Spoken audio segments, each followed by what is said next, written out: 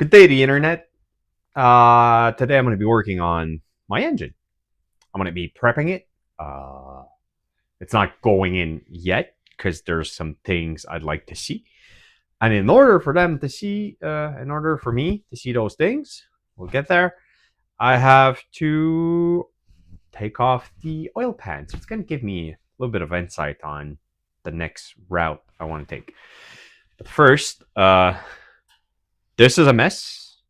So I'm going to clean this before I do anything else because you always want to work in a proper environment.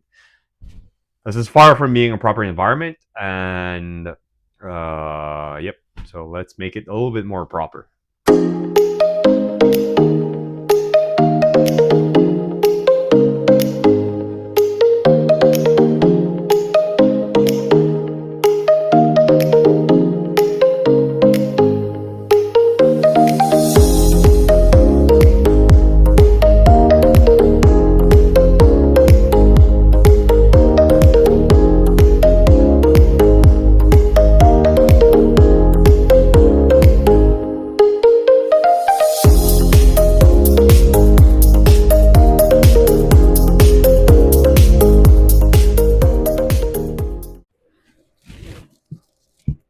So when you order a brand new motor that's used from a recycler, make sure you inspect it because the motor I got has a damaged turbo. But thank you to JB Auto Recyclers, great service. They sent me a new turbo right away. So that's what's in there. I'm gonna open it and make sure it looks good. Huh. Well, that seems to be common. The other turbo I have on this motor only had one stud on it, but that one's in good shape. So that's one thing, and the threads in there look like they're good. So we're happy with that. So basically, the other turbo that's on the motor has a screwed up, fucked up inlet impeller. It probably, because these motor, they all come from wrecked cars. So probably it was a front wreck, and then the inlet pipe fell down, and something happened to it. But this one is in great shape. It has little to no shaft play, and we are happy with this. Let's move on.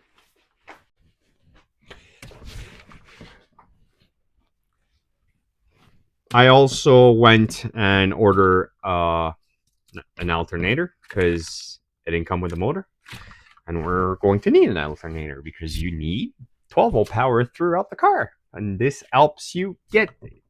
Obviously, the battery will give you 12-volt power, but this will charge your battery and keep everything in shape.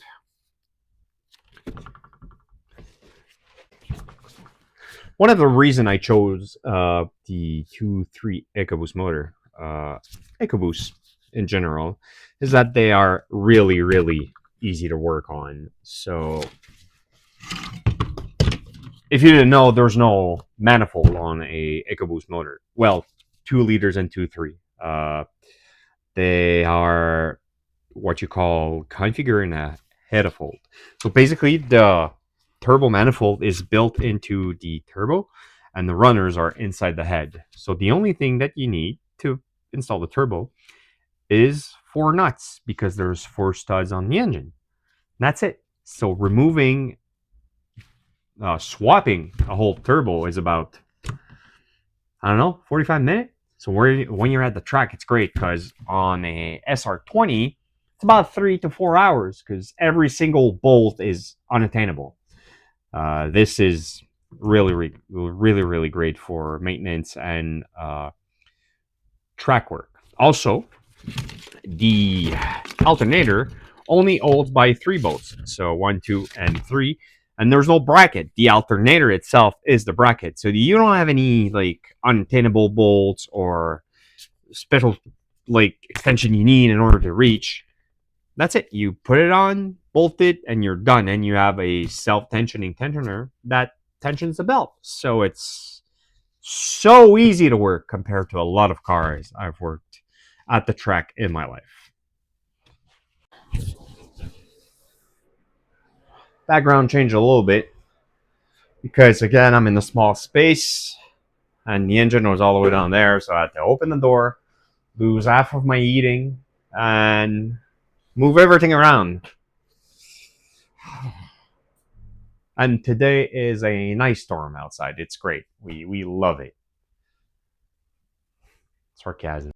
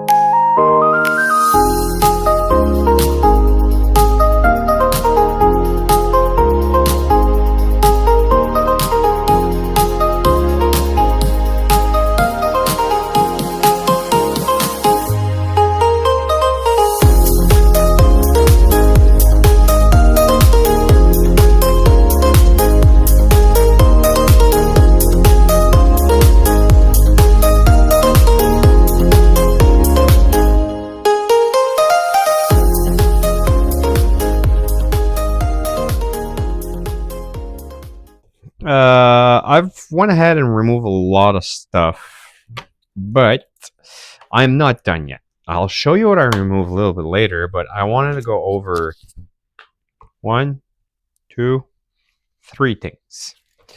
Three things. First of all, this little guy here. So this is your air pump.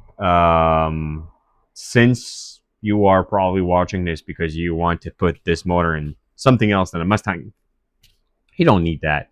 This is probably strictly for emission, and we don't have emission on tracks, so I will not be needing that.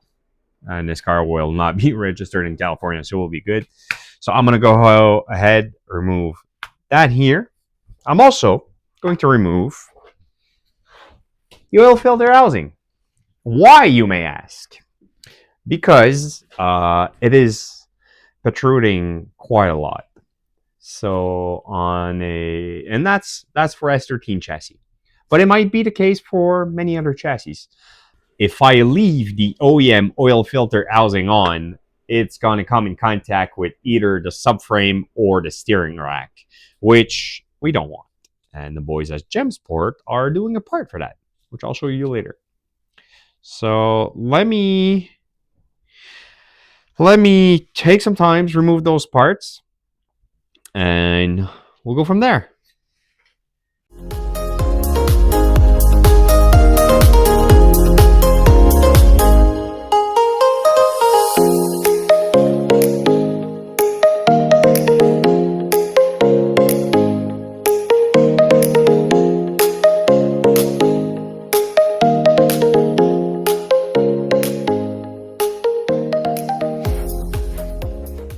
There's one thing I know every time I work on a car, or an engine in this case, is that if there's an oil pan nearby, I'm going to drop every tool I own in it.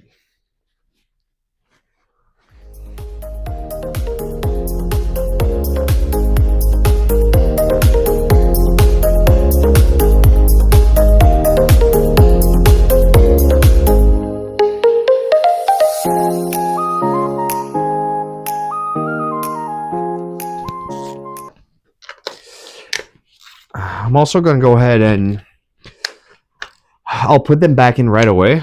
I just want to see what the plugs looks like, because looking at the plug on your engine gives you a good idea of what's going on inside the chambers. While I'm here, I might as well. Also, while I'm at it, I'm not upgrading those coil packs. I've seen plenty of people run upwards of 5, 6, 700 horsepower on these OEM coil packs. And I'm really happy with that because the whole motto behind this is I want to be able to buy parts at AutoZone or Rock Auto. So being able to buy the OEM coil pack in the configuration I'm going to be running this package, we like that. So they're going back on the motor.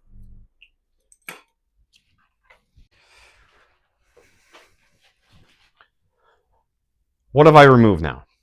I have removed the air pump. It is not going back on the engine. As a matter of fact, I can get rid of it because I explained that a little bit earlier. Random coolant pipe. I'm not even sure which way I'm gonna direct the coolant, so I'm gonna keep this, but it's just because I have a random bin in the back that's called pipes and hose. Because I need sometimes some pipes and sometimes I need some hose, so I keep them. So this is going with pipes and hose. I also remove the engine wiring harness, which is a, there you go, which I won't be needing because I have a full panic wire coming, the whole harness for the engine. So fully custom to be able to run this engine with a DI controller from Link and a Link ECU. I will be keeping this, but for just the connectors, because you never know, you might break a can. Well, I broke something already. You might break a connector down in the field, so just having spare connectors is that's a good thing. I'm gonna skin this, but for the moment, it's going in my to do later bin. The boost reference sensor from Ford, I really don't need that. And these are all solid vacuums. Yeah. No, I might keep the hose though. So to do later. This is the fuel line. So this is coming from in your Mustang from the fuel reservoir to the high pressure fuel pump. That's why you have a fuel sensor here, but this is only for low pressure, which is commonly known to cause failure on the engine. But I won't be running this, so no failure, no need. I also removed the oil filter housing because as I explained earlier, this is way too big for what I want. And where is it? Right here. The great people at product placement, Gemsport. They make this little piece here. So this replaces the housing and it gives you two 10 AN fittings so that you can relocate your oil filter. Still not sure if I'm going to run a oil cooler, but for the moment, I'll be running one of those Doral Performance Remote Mount Filter. That's also going to be running 10 AN. So I'm going to be able to mount this remotely and use all the space that I have and all the space that I need. I also remove... Oh, speaking of Gemsport, this is the part that's going to be replacing the air pump. So basically, this has two O-rings and it will be going behind the engine, blocking off the port where the air pump was connected to the camshaft. Another beautiful part by Gemsport. These things are really, really good quality. I like them. I also removed this, which is the oil vapor managing system, if you will. The Ecoboost are known for having problems with that system. So what I did is I went ahead and I ordered from the great people at Radium this plate. So basically, this gives us more options to deal with the crankcase ventilation. And well, I just went up and ordered Denso plug because I don't know, I like Denso. I'm a Toyota guy at heart, so Denso does a lot of things for our Toyota. Figured might as well get the plugs from them.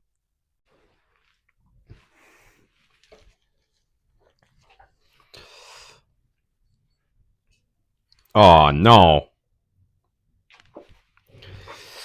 So that was me dropping a O-ring that they supply to block this whole thing here. So uh, that's gonna be fun. Let me go ahead and try to find that O-ring. I got it. Let's try not to drop it again.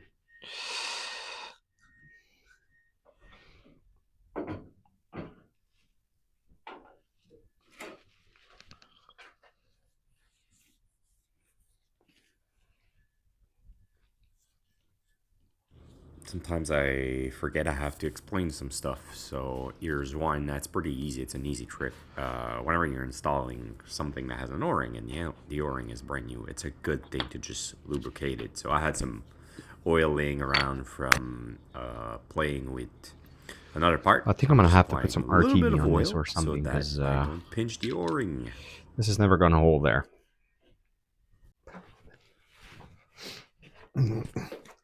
Just went ahead and put a little bit of RTV so that it can hold and I don't go on a treasure hunt like a pirate for 5 minutes.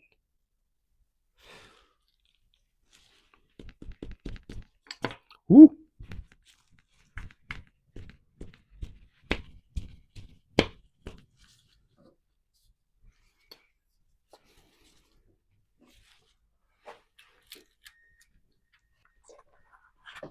Here's a tech tip for you. A tech tip for you if you didn't know. If you're never too sure of how to torque your spark plugs, because every engine's different, right? Well, when you buy spark plugs, the instruction to these spark plugs, since they're made to go with that engine, the torque instruction are on it. So sometimes it will be really a torque value, or sometimes it will be a degree, or sometimes it will be something else. It's always going to be written on the box of your spark plug.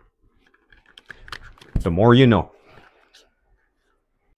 All right, so I went ahead and installed the alternator, installed a crankcase radium plate. So basically, I routed it really basic for the moment because I'm not sure what I'm going to do with the car cash can and all that jazz.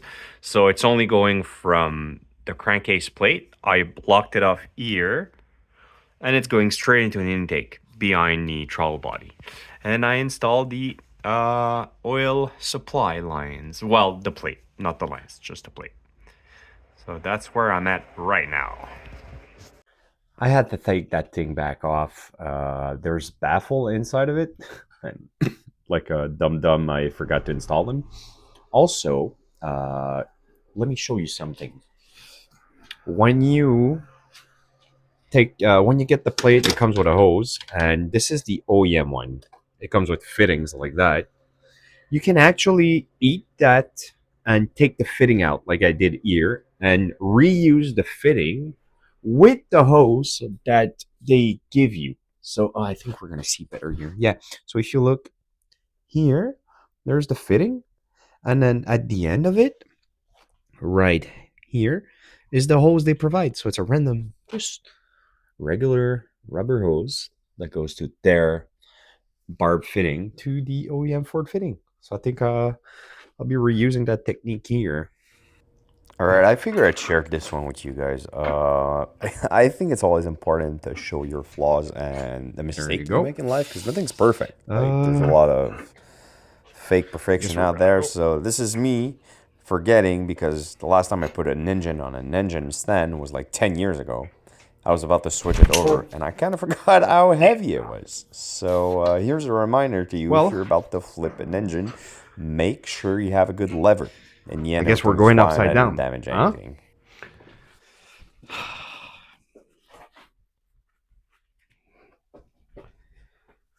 I was about to remove the oil pan, and only to realize that one of my mount is on the oil pan. So the transmission actually bolts inside the oil pan. I'm gonna have to address that. Before you go and go zip zip on all of the bolts and give all the ugga huggas you got. Crack them with a ratchet, especially when you're working with bolts that are in a cast block or places you don't want to take out the good old tap and fire up away because you're going to save so much time. I think they're all out. So now you have two techniques you can use. You can try the good old rubber mallet, which is somewhere. Probably all the way down there, but let's try the other method. If you're lucky enough, your engine will have a place where you can pry. I do have that. I didn't take the biggest screwdriver slash pry bar.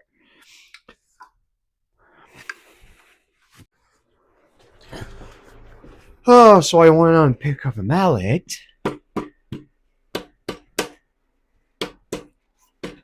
Yeah, that's going to be a case of good old prying stuff. There you go. We just needed something more convincing. But it's yeah, it's quite up there.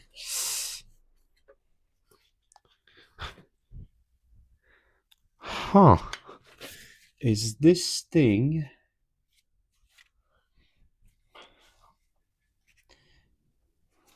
Well, I think that the front cover is in the oil pan.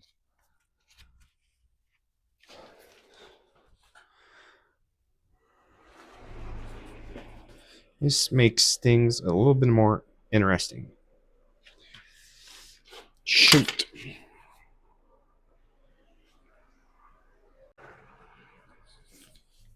There was two reasons why I wanted to take out that oil pan. First reason being I wanted to see the space I'm working with. In the first part of this, I shown that the oil pan was hitting the subframe before it had the chance to go down. And the reason why is part of the second reason why I wanted to open it. So what I have in my hand is the balancer delete kit, balancer shaft delete kit, which is this big thing here protruding. Sorry. So this is our oil pickup. So this is what brings the oil to the motor, and this is only for it's to bring down the harmonic vibration of the engine, which I don't really care. So we're gonna remove it. I have not looked how to remove that, but looks like it's only for 14 millimeter bolt. Oh, damn. Okay.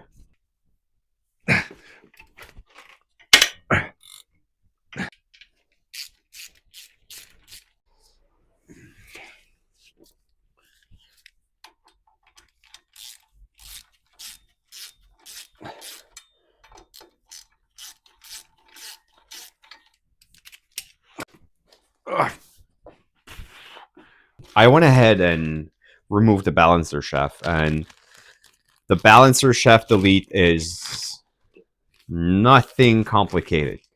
You have to remove the oil pickup tube. So you got three bolts, four. So two holding the tube and one connecting it to the oil pump. And what the kit is, it's basically just a small little plug like that that reuses one of the threaded holes from the balancer shaft. So you just go and plug the oil supply feed, and that's it. So this way you don't lose oil pressure. And that's about it. Then you put back your oil pan if you intend to keep that oil pan, obviously. And that's about it. You also want to apply red tread lock because you don't want you don't want that bolt messing around with your engine. And that everyone knows that when you use a torque wrench, it's nerve wracking and you don't want that bolt to snap. So you're supposed to uh, torque this to like 15 foot down.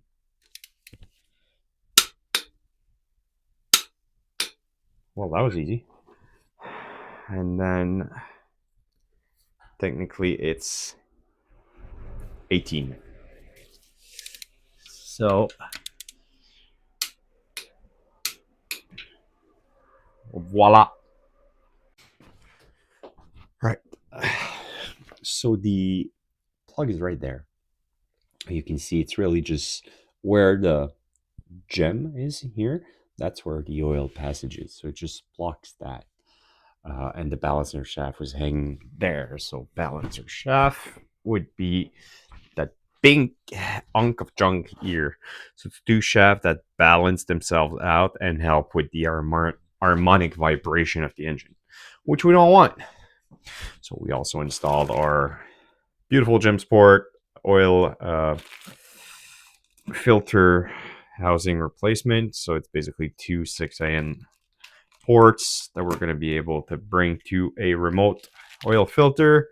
Also, our crankcase ventilation plate with a little tube that goes to the intake, the alternator. And now we're at the point where we have to figure out what we're doing with this. So that's been quite a lot of footage. I guess I'm going to stop this one right here.